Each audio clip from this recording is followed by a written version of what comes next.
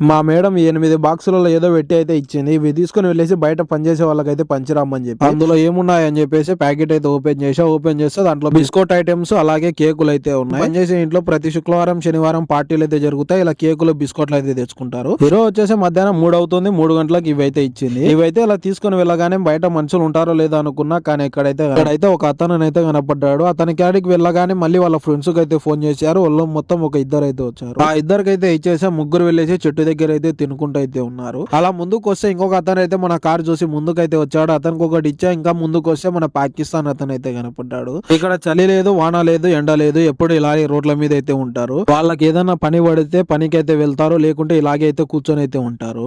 దానికైతే పిలిచేసి ఇంకా అతనికి ఒక బాక్స్ అయితే ఇచ్చా. అలాగే ముందుకు వస్తే ఇక్కడ ఒక ఇద్దరు అయితే కనపడ్డాడు. వాళ్ళకి కూడా అయితే ఇచ్చా. మిగతా ఒక బాక్స్ అయితే మిగిలింది, తీసుకొని వెళ్ళి ఇలా ఫ్రిడ్జ్ లో అయితే పెట్టా. ఈ కోవిడ్ లో చాలా మంది మంచోళ్ళు ఉంటారు, చెడ్డోళ్ళు అయితే ఉంటారు. మా మేడం అయితే చాలా మంచిది. ఇలా ప్రతి